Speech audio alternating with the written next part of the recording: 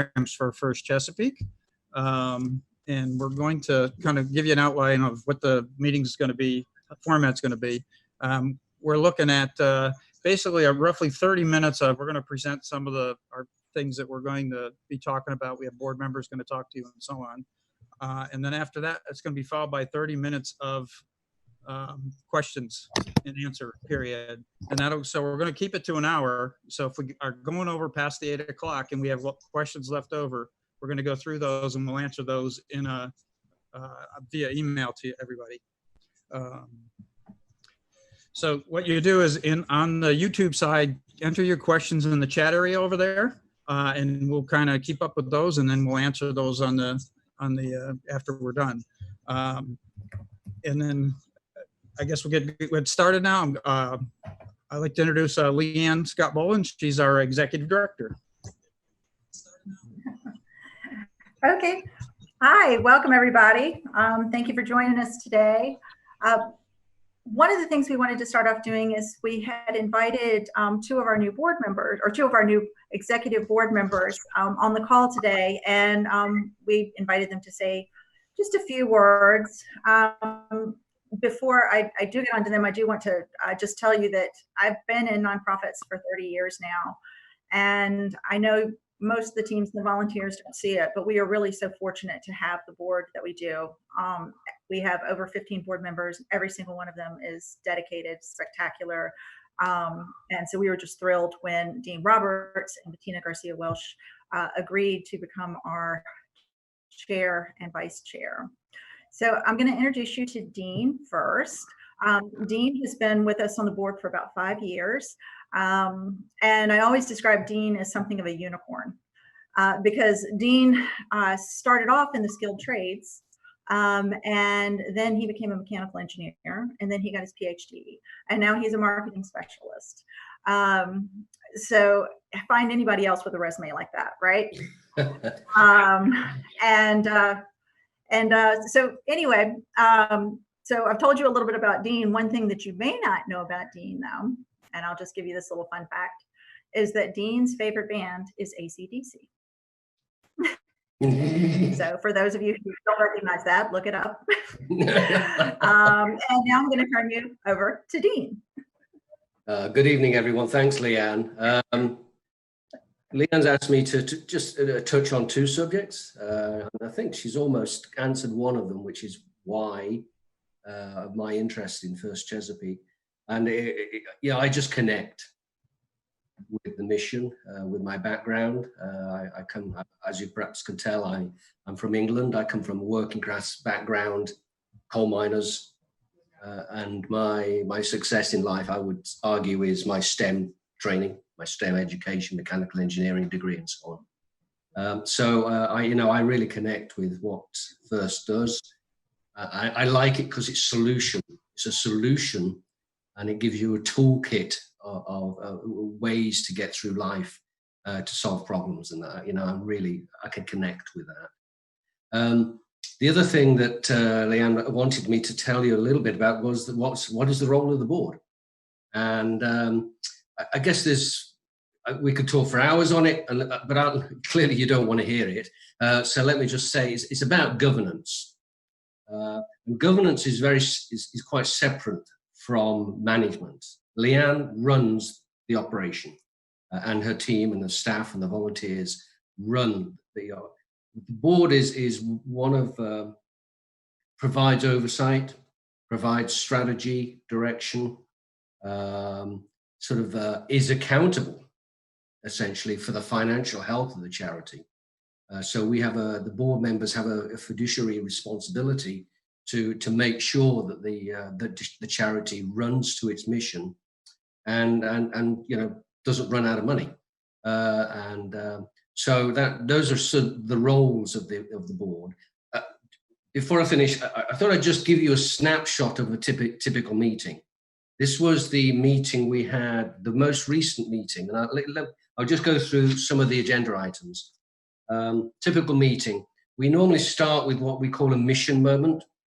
One of the board members gives us a story or a narrative of what they've experienced we're talking to a team, talking to a volunteer on First. And what it does, it grounds the board in, this is what it's about.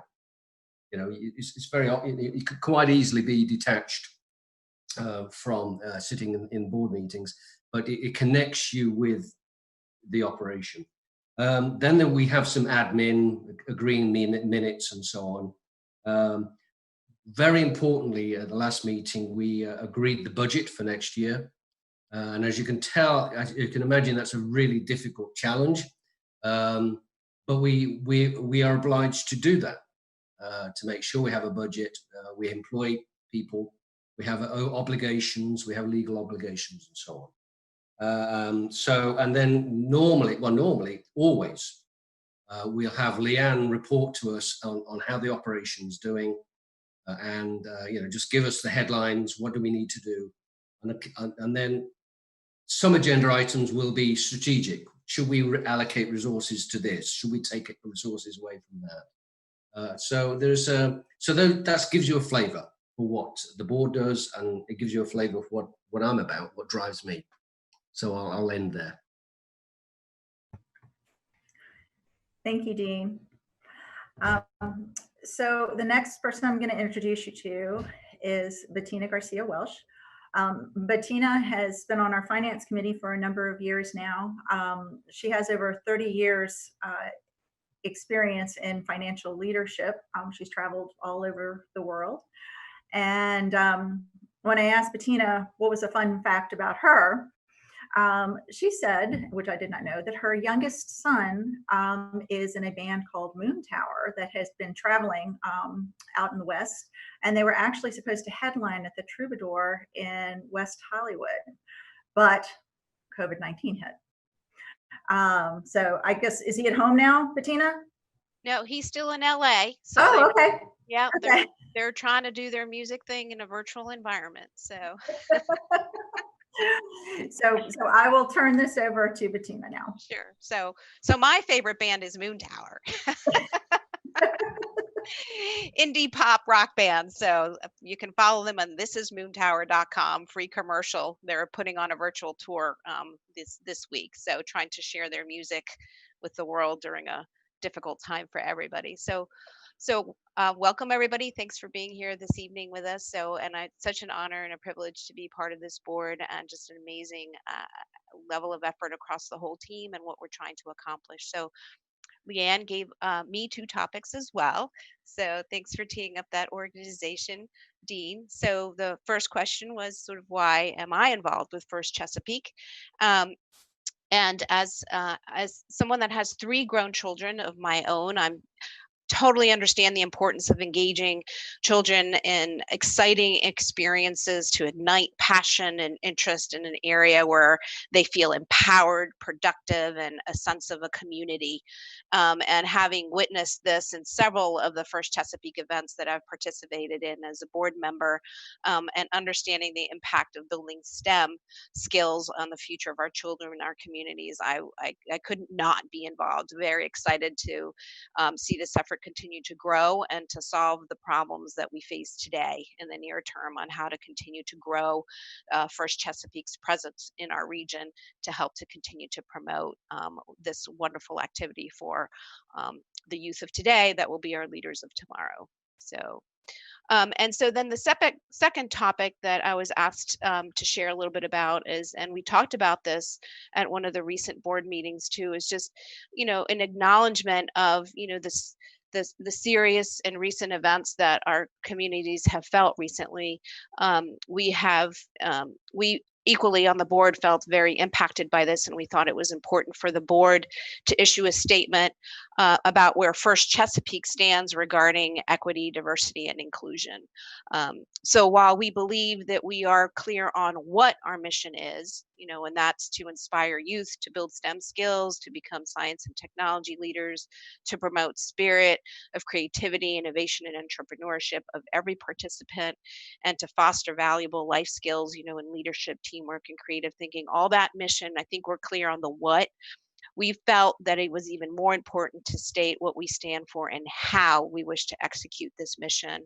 And that is to ensure that we celebrate each individual and not tolerate discrimination of any kind, and to cultivate an environment of mutual respect amongst each and every participant. That's every student, every volunteer, every program person, every mentor, every board member. So all participants in what First Chesapeake is trying to accomplish. And so with that, we're committed to hearing feedback, opening ourselves to some tough conversations.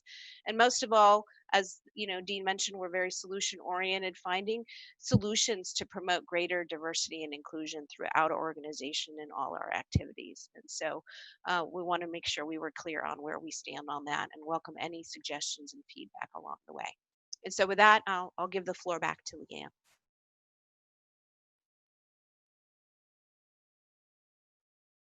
Can you hear me?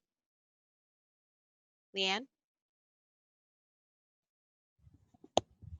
All right, thank you, Bettina. Okay.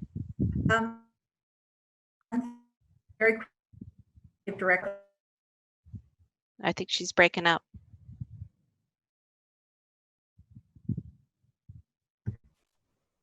Have y'all lost me?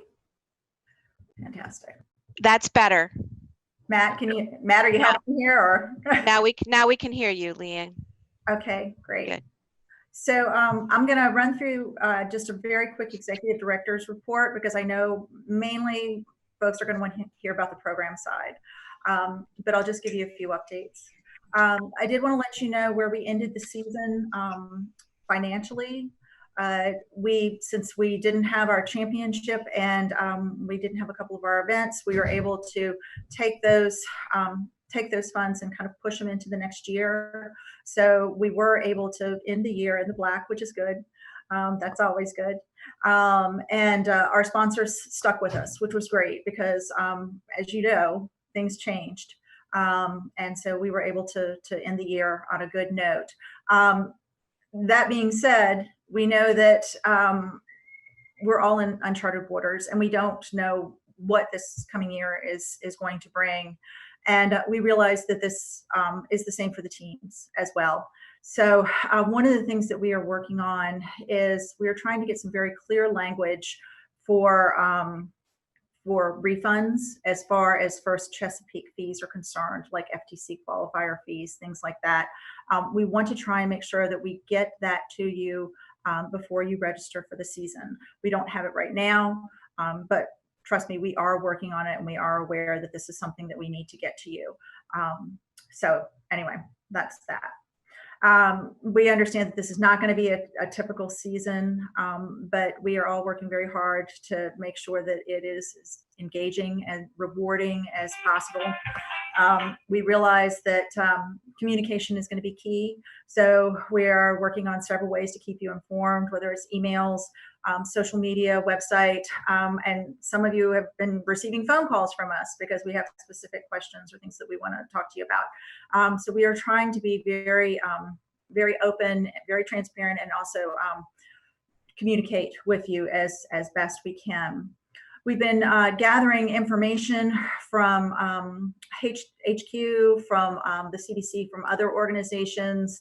We're trying to develop best practices, and we're also trying to develop some scenarios that you'll hear Ron talk about in a minute. So when I guess the shoe drops and we know what's happening at that particular time, we will know how to handle an event, whether it will be on site, whether it will be a hybrid, whether it would be remote. First and foremost, we want to just reiterate that the most important thing to us is the health and safety of our volunteers and of our teams. And so we are following guidelines, we are researching, and we are not going to do anything that's going to put anyone in danger. We're going to do our best to keep everyone safe. We are going to use FTC as a template this year. FTC lends itself more to remote events. And so we are going to use FTC as a template to try and figure out how we're going to structure FRC for this year.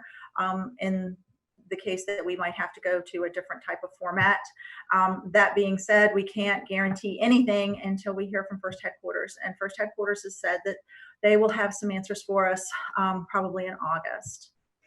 We're going to be looking at continuing our online workshops, our online town halls, our First Chesapeake chats. Thank you for everyone who participated in that.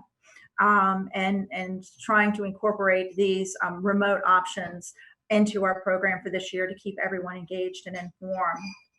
And to do all this, we need your help. We are going to need the help of our volunteers. We're going to need the help of our teams. We're going to need the help of our local committees. And so one of the things that we're going to be doing is we are going to have a team and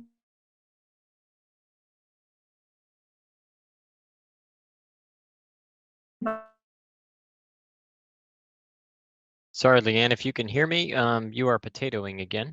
You're having a internet connectivity issues. so you know that you can call in. Can you not hear me? You've lost me again? You're back. Good deal. Okay. Did y'all hear me say the team and volunteer forum? Yes, no? No, I don't think so. You can say that part again. Okay. So I was saying that so we're going to need everyone's help this season.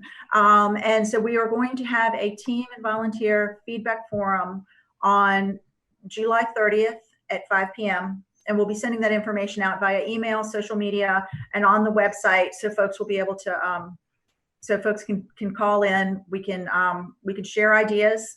Let's think outside of the box. Let's get creative and try and figure out what this season is going to look like. Finally, I wanted to mention one last thing. Some of you may have been hearing about FTC in Maryland and DC. USRA STEM Action was the FTC partner for Maryland and DC, and they decided to step back. So that means that they are trying to find an FTC partner for about 130 teams in Maryland and Washington, DC. First Chesapeake has looked into being that partner. Right now, we can't guarantee that we have the funds to do that, and we certainly don't want to take on a program that would negatively impact our service or our resources to our existing 310 plus teams. So we just want to make sure that everyone understands that we are working towards supporting FTC in Maryland and DC as best we can. We're working with headquarters as well, and there are lots of very dedicated volunteers in Maryland who are working to try and find a solution too. So we don't have a whole lot of answers right now, but we do want to let you know that First Chesapeake is dedicated to supporting FTC in Maryland and DC as best we can.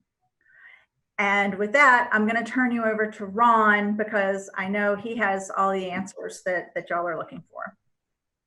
I'm not sure I have all the answers, but we'll try to put a few things in. One of the things that I wanted to kind of make sure that everybody realizes is that we are trying to follow along with the CDC guidances and the schools and so on as much as we can. So we've actually looked at what they recommend for what each one of the states has for recommendations, as well as each Department of Education has the same set of guidelines. And these are on this chart are just a few of the things that are there. I mean, I think the main thing to think about is most of the schools are looking at jumping between phase 2 and phase 3 on here pretty much for the entire school year. So for FTC and FRC, we're going to have to kind of live in these guidelines. The big thing in here is, and I pulled out like the 10, the indoor group size of 10, indoor group size of 50, and so on, are kind of the lower worst case things that some of the school districts are having. But the thing to kind of remember is the schools actually have not, whoops, went ahead too far, have not finalized their plans as well. So in essence, the State Department of Education came up with the guidelines, turned it over to the local school districts. The local school districts have to come up with guidelines, and guidelines specifically to, sports and extracurricular activities are different than you know, what the schools are kind of going with. So, you know, this on this chart is listing a bunch of the things that they have in there. But for the most part, it's a working group that, you know, is talking about sports and extracurricular and what they're going to do. So we're obviously following that real closely and what we're going to do or be able to do. And I think this is kind of the gist of the whole season is there is no normal season this year. You know, this is not, obviously we're seeing kind of going up and down, and probably will get waves throughout the whole entire school year. So I think Leanne touched on a lot of these things, but, you know, we want to do some online workshops. We may try to leverage things so that, you know, we can build things online and so on, continue with the chats. The big thing that I think we want to make sure we do is that if a team builds a robot, we want to have some way of celebrating the fact that they did that. So even though it might not be a regular competition, we need to keep people, let them know that we're interested in them, and you know, we want to celebrate what they've accomplished. You know, the events are definitely not going to be the same, but we can still make it be fun, and everybody's going to learn from it anyway, I think. The other one on here is the minimizing the travel and so on is, you know, we're kind of looking at, you know, keeping it to a small geographic area that you'd have to travel in to be able to compete. So you don't have to, no overnight stays and that kind of thing, if at all possible. And, you know, basically we need to be flexible and change as the season goes. The big thing though is we want to be able to, you know, however the season starts, all teams will compete the same way. That's what our goal really is. So we don't want to we want to have it so that, you know, as things loosen up or tighten down, you know, one team doesn't compete one way, the other team competes another way, and so on. So we want to keep it as consistently as we possibly can. And the things on the bottom of the chart here, I think Leanne touched on already, but tomorrow we're going to be sending out a survey to volunteers and to teams to get some feedback on what your plans are for the season and what you think you're going to be able to accomplish.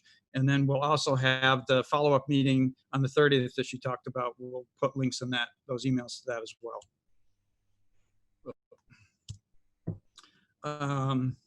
And then, you know, this is like for the FTC side of things.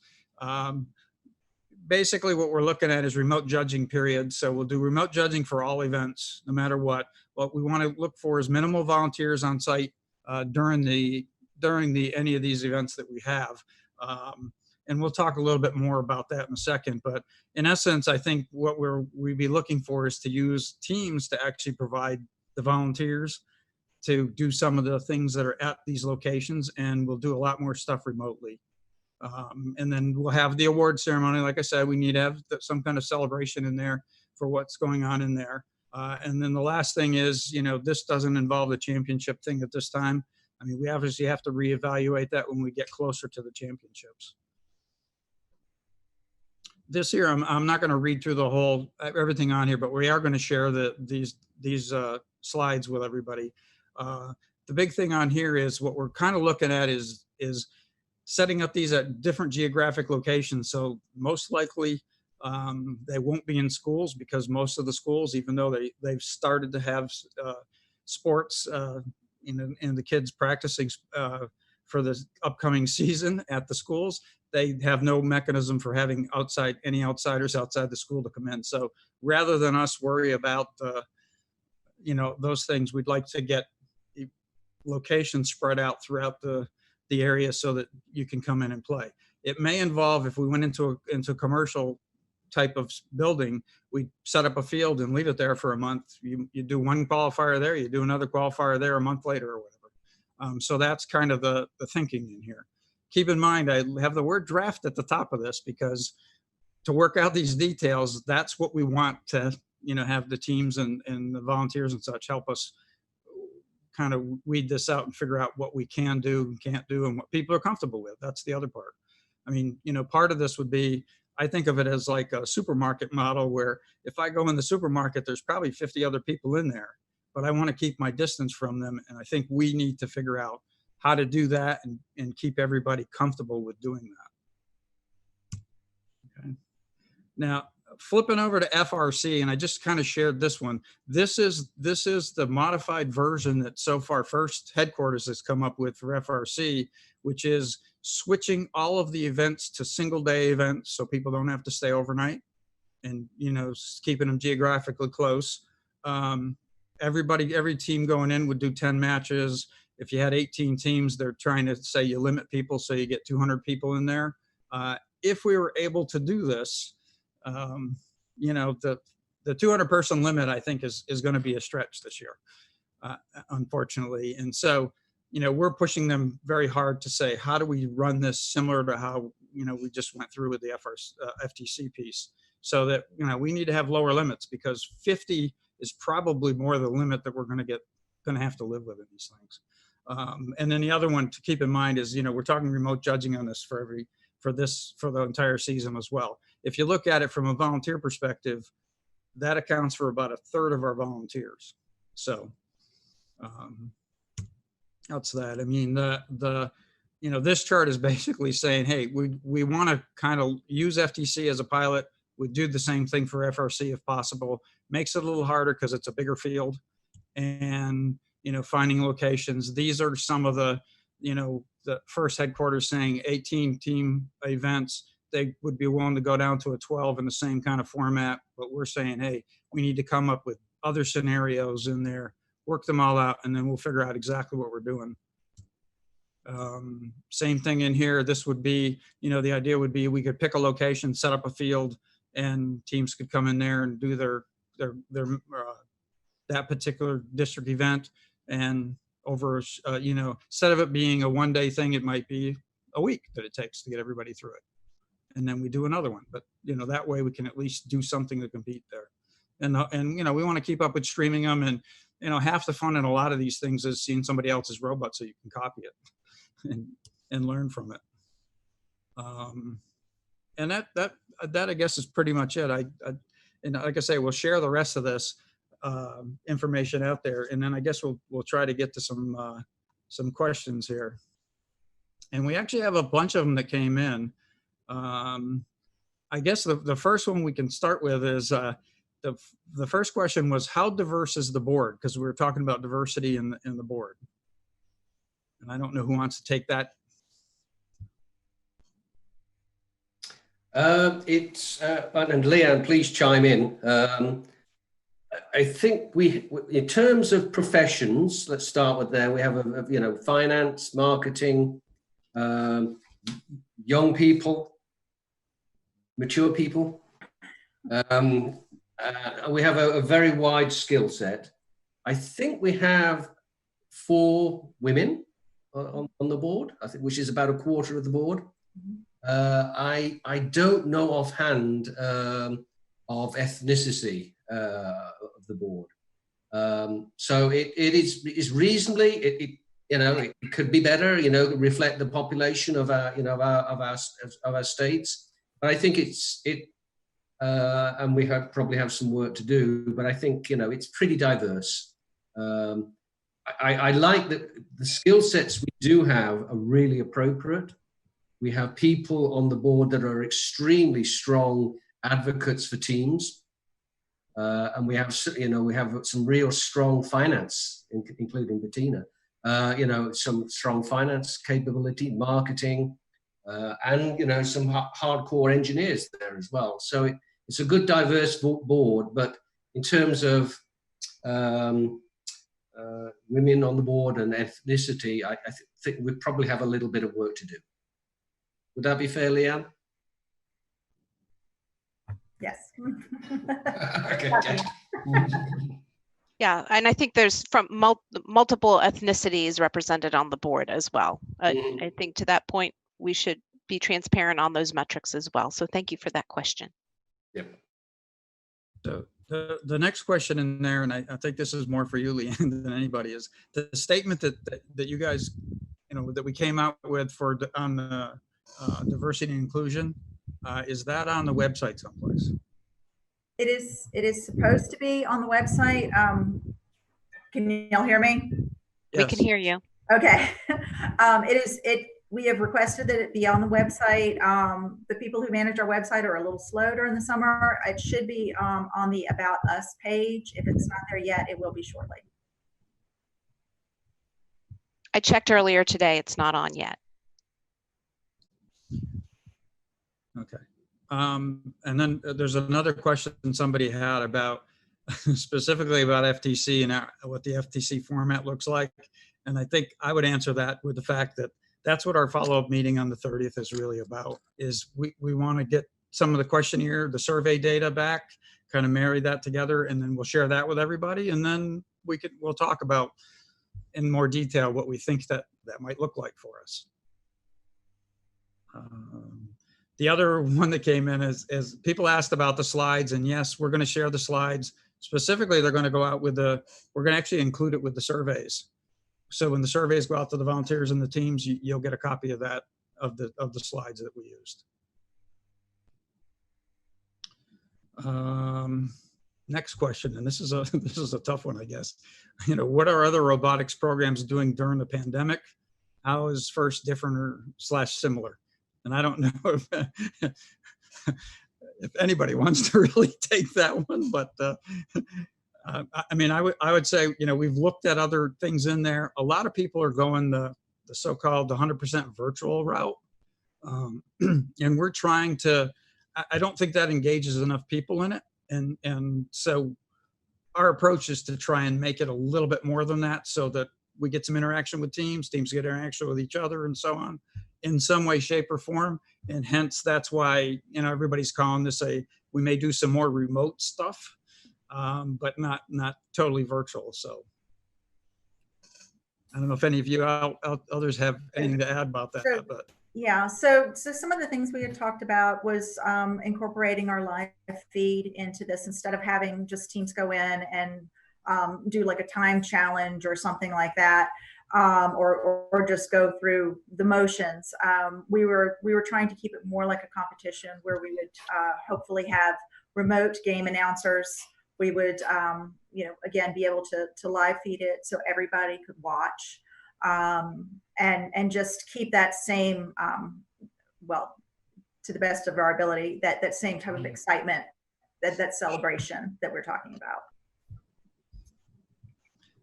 And I think I would add to that too. One of the things that we've gotten, even from other districts in doing it, when we did the award ceremonies and we brought in teams live when we announced the chairmans and so on, you know, a lot of people like that. That's some of the things that they're looking for. And so we're looking to continue that kind of thing so that we can include teams in the awards and things that we do.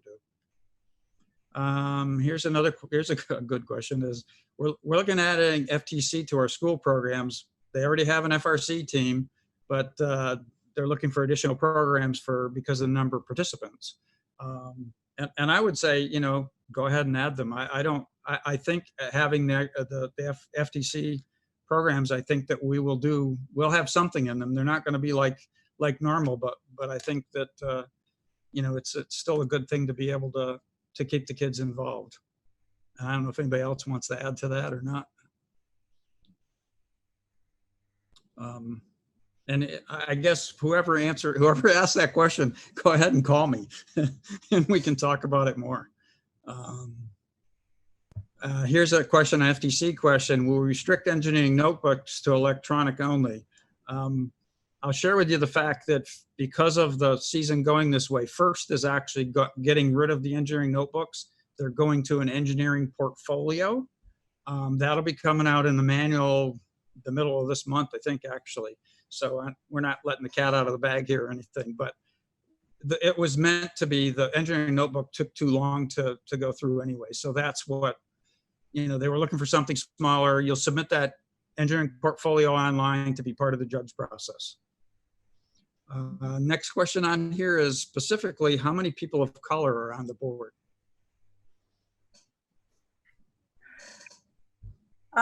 Gosh, so I've got to count. Give me a second and I'll get back to you. Okay. Because we got 17 people, so I gotta count them in my head here. Ron, can I just throw out a question that I got as well? And that was, what do we know anything about how FRC materials from this year are going to be used for next season? Yep. I guess we don't know the total answer to that because they're going to possibly, change the game around a little bit. But we have been told that if you built a robot for last year, all the mechanisms that you built for last year will be used again this year. I think what they're really looking at is changing some of the rules around and maybe making a few things a little harder to do and changing point structures and that kind of thing. But they pretty much said if you have your robot from last year, you can use that exact robot and compete, in 2021. And once we know more, we'll let you know. One of the things that they haven't committed to is that, in September, the beginning of September is when they're going to give us more information about what that's going to look like. But we're not going to get the game manual until when kickoff is. Another question on here: for modified competitions, who will teams play against? Will be the same 2, 3, and so on. I'll answer that question by that's going to be part of what we're going to talk about in these follow-up meetings. How we do that, because I know that teams are concerned about, especially if you're in a remote area, you're worried about, you don't want to just compete against your teams in your area. You want to compete against other teams. So we want to make sure that we do that, so that even if you're physically not at the same location, maybe you're using a different field and competing. But those are things that we want to work out with all the teams. Ron, I have an answer. I have Okay. an answer for the diversity question. Okay, good. 6 of 17 board members are people of color, and it is 4 of 17 are women. Okay. Okay. This question here is: for FTC competitions, teammates will need to work together without social distancing. And it's a question: is that right? And I would say yes, that is right. That's where that 10 limit is. Most of the schools, and I've worked with a few school boards now, and kind of going through that, is their goal is to let 10 kids work together. If you go to an event, you're still supposed to, social distance between your 10 people, and they're calling, the CDC calls it 8 to 10 people in a pod, and some of the schools are calling them cohorts, but those 8 to 10 kids can all work closely together, but the other team's 8 to 10 kids you're supposed to, distance from. The next question is: what is the plan for the team advisory committee? And that's specifically a, FRC related question. I'll let you handle that, Leanne. Okay, you want me to handle that one? That's fine. So we have a call with the team advisory committee tomorrow, as a matter of fact. And one of the things that the main thing we wanted to talk to them about was to get their ideas for this upcoming season and to just kind of take the pulse.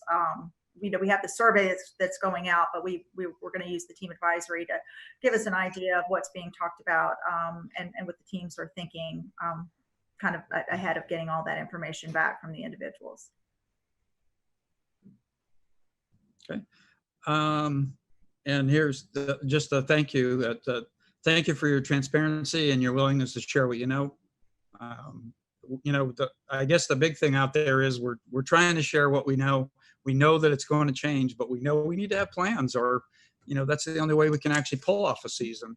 And we know, we all have to be part of that. So, and here, there's a question here now about the FTC event in Southwest Virginia. If the community college can still host, what will we do there? That's a case where we would probably use that venue and just do a modified version of an event based on what the current rules and requirements were. So certainly that's something we could do. Yeah. So Ron, if I could jump in and just add that one of the things that we have continually reinforced with headquarters is the fact that we all need to be flexible. And so we understand that it may be in Southwest Virginia, we may be able to have more of an in-person event, but perhaps up in the DC metro area, it might have to be more of a remote event, and we're just going to have to figure out how to pull those together in the end.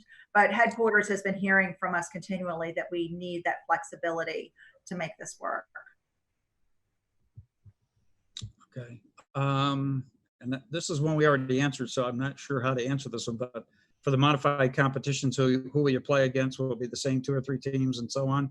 And again, I would answer it the same way as kind of stay tuned, participate in that kind of thing. And that'll be a topic for on the 30th.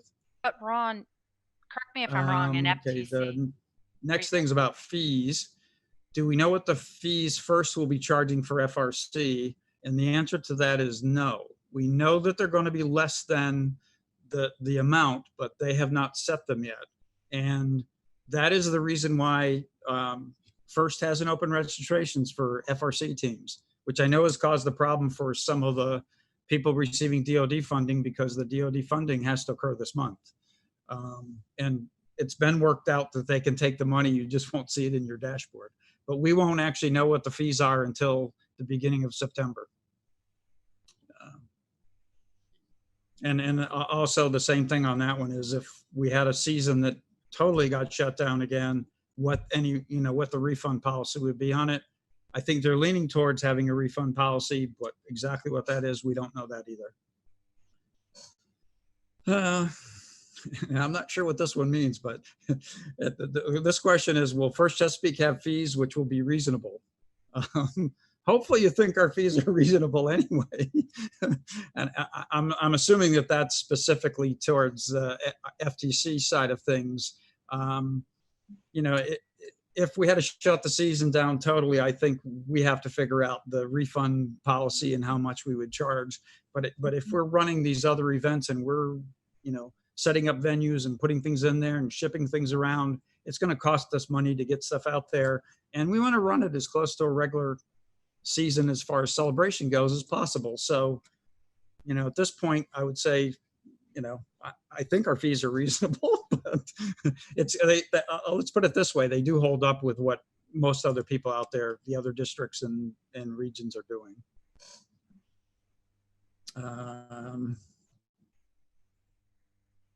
FTC, they won't play against other teams. The game is played individually. That is, I guess I can say what I can say about that is, we know a little more about it, but in essence, the game for FTC this year is being developed so that it's basically a timed kind of thing. So how much you can complete in a certain amount of time. You're not actually playing against other people. If we ran on a real event, the score would be combined for the whole Red Alliance teams would have the combined score. That's how they, normal season would run. And in this case, they have a rule about it is that you can't run one that way and then run some where it's a single team. So we're kind of planning on having all the teams do a single event. A single one, so that they're not on the alliance. So if there were 2 teams there, just, you'd have one on the Red Alliance, one on the Blue Alliance, and you could distance that way. Where obviously if you have 2 of the Red Alliance next to each other or the Blue, you have the problem. The field's only 12 feet, so there's not much distance between the teams. So we want to try and make sure we keep it consistent through the whole season, knowing that things might change, but at least, if you can get the 10 people together, we can actually run events.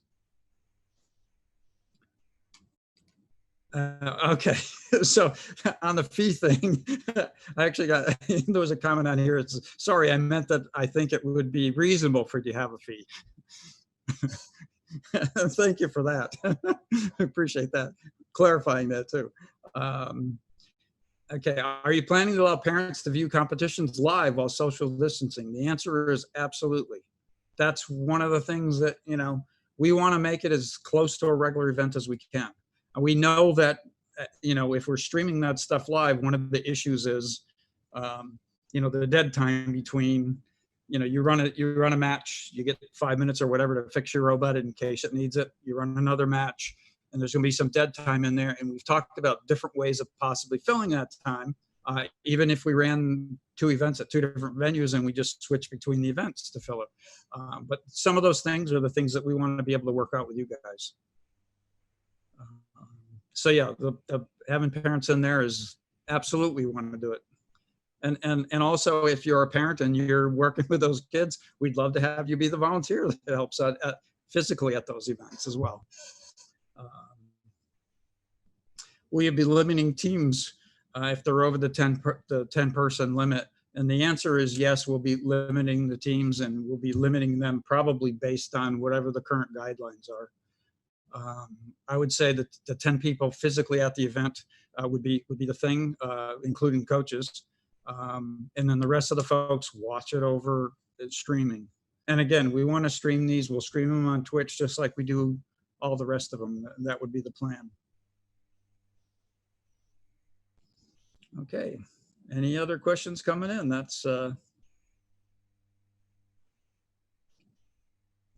mean, I think it's a lot for everybody to take in because we're trying to share as much information as we can, but knowing full well that, you know, we don't have all the answers either. Another question just came in about, is that the limit for FTC and for FRC? And the answer is yes.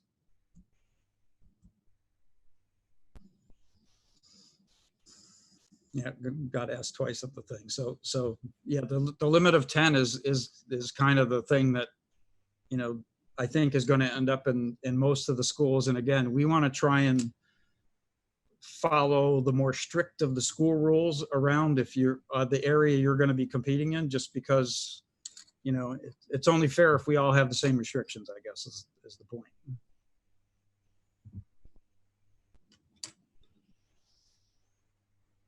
But we do want to reiterate that all of this is a draft. Right, right.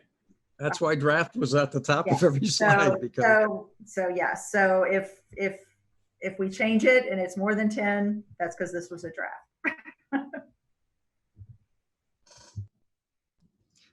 Yep.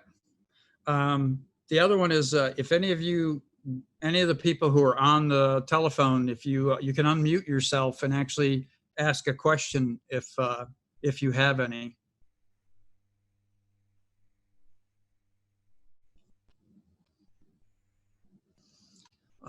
I'll get this there's another question on there. Does that 10 person limit include coaches? And yes, it does include coaches, because of the fact that the coach is not going to be distancing either, right? You're going to have a coach that's going to be most likely going to be right there with those 10 kids when you're building the robot. I mean, it'd be really hard to limit that.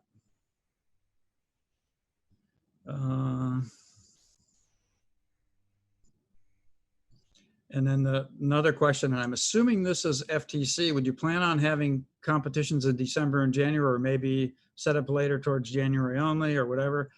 Again, you know, I think one of our problems that we run into is we use almost all the same key volunteers for FTC and FRC. And so as a result, we have to figure out how to best spread that out. And so that is what, you know, that's a conversation we'll have with everybody else. You know, again, that's one of the things we'll get into on the 30th, hopefully. Okay, another good question is, what's next? Is there anything we should be looking for in terms of information being released by First or First Chesapeake?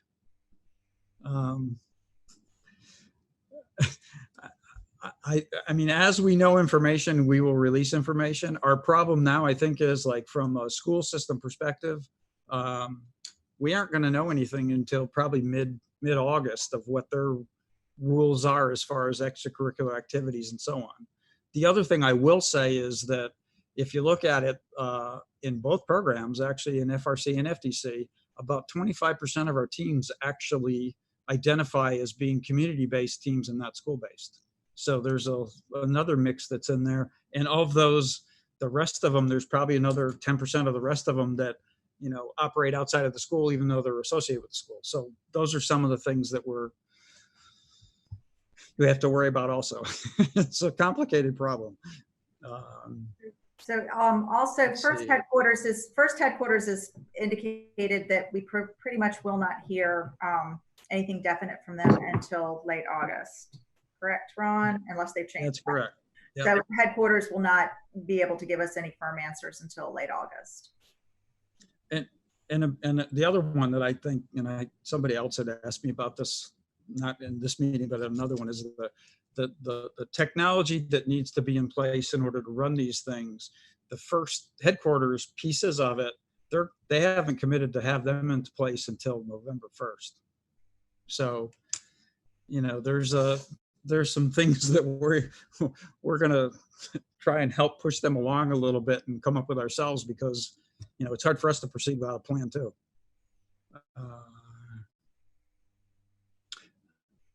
Okay, and this is a great question, is the limit just for competitions or the team size in general? It's just for the competitions. It's not for the size of your team. I do know that in working with a couple of the school systems where we have specifically FRC teams, because of the sizes, that they want to keep it so that you might have 20 kids working on the robot in a room, but in groups of 10, so that they distance between those groups of 10. So no differently than what we're talking about. And again, we don't want to reinvent the wheel. We want to take whatever it is they do and try to pick a best practice and implement it ourselves.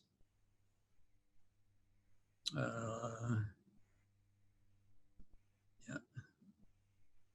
Yes.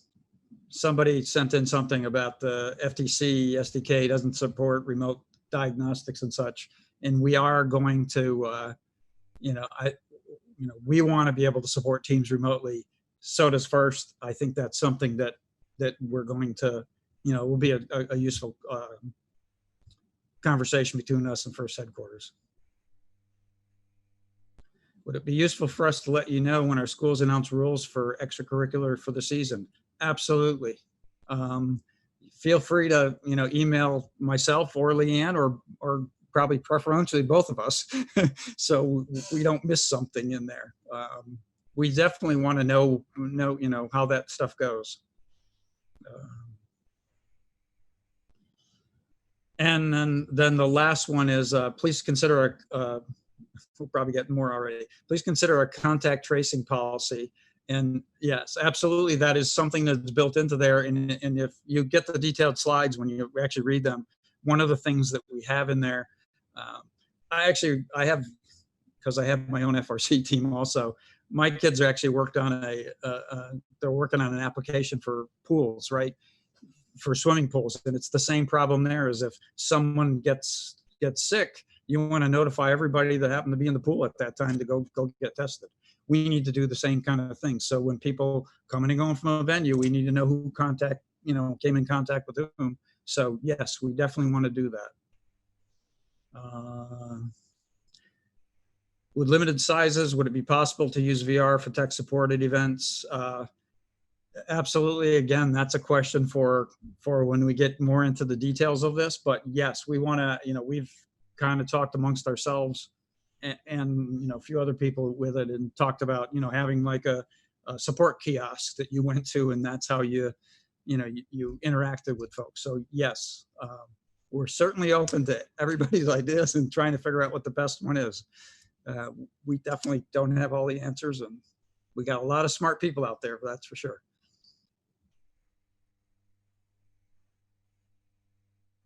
Okay, it's 8 o'clock.